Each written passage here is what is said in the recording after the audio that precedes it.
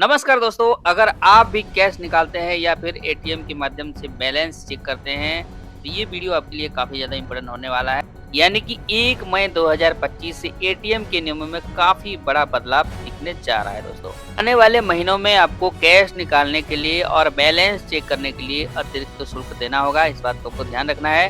दोस्तों मैं आपको बता दूं, भारतीय रिजर्व बैंक यानी कि आरबीआई ने और national payment of corporation of India यानी कि एनपीसीए ने जो प्रस्ताव हुआ था उन दोनों के बीच वो मंजूर हो चुका है और उसके चलते आपको एटीएम से जो ट्रांजैक्शन होता है और जो बैलेंस आप चेक करते हैं उसके लिए आपको ज़्यादा चार्ज देना पड़ेगा। आप पैसा निकालते हैं, अगर आप पैसा बैलेंस चेक करना चाहते हैं आपको कितना चार्ज देना पड़ेगा, स्टेट बैंक ऑफ इंडिया के लिए कितना चार्ज रखा गया है, सब कुछ बताऊंगा। लेकिन उससे पहले इस चैनल पर पहली बार आए हैं तो सब्सक्राइब कीजिएगा, साथ में बेल आइकन प्रेस करके ऑल सेलेक्ट कर लीजिएगा, क्योंकि मैं बैंकिंग से related FD RD interest rate के बारे में, साथ ही नए रूल्स नए गाइडलाइंस के बारे में इसी चैनल में से मैं अपडेट देता रहता हूं।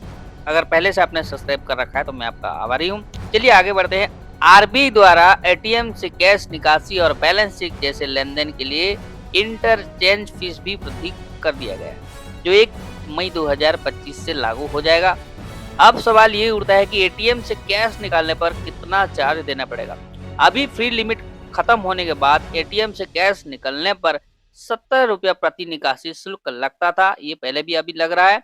1 मई 2025 से ये 19 रुपया प्रति निकासी कर दिया गया है। आरबीआई के द्वारा बैंकों को फ्री लिमिट के बाद अधिकतम 23 रुपये प्रति लेन देन चार्ज वसूलने की अनुमति दे दी गई है। अब बात कर लेते हैं बैलेंस चेक करने पर भी आपको चार्ज लगेगा। तो 1 मई 2025 से एटीएम जाकर बैलेंस चेक करने पर 7 रुपये प्रति ट्रांजैक्शन शुल्क लगेगा। अभी 6 रुपये प्रति बैलेंस ट्रांजैक्शन पर लगता था। 6 रुपया अगर आप कहीं से बैलेंस चेक करते हैं तो 6 रुपया लगता था, लेकिन अभी 7 रुपया उसका रेट रखा गया। एटीएम से मुक्त लेन देन की सीमा यानी कि जितने भी आप लेन देन करते हैं कितना आपको फ्री देखने के लिए मिलेगा।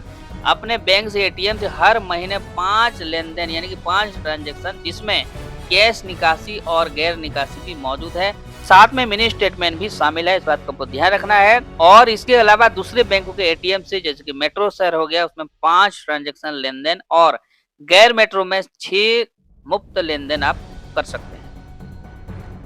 फ्री लिमिट खत्म होने के बाद हर लेन देन पर 19 रुपया से लेके 23 रुपया तक आपका देखने के लिए मिल जाएगा निकासी के लिए, और 7 रुपये बैलेंस चेक करने के लिए देखने के लिए मिलेगा दोस्तों।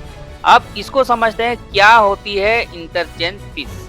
एक बैंक दूसरे बैंक को एटीएम सेवा देते हैं, इसके बदले इंटरचेंज फीस वसूली जाती है।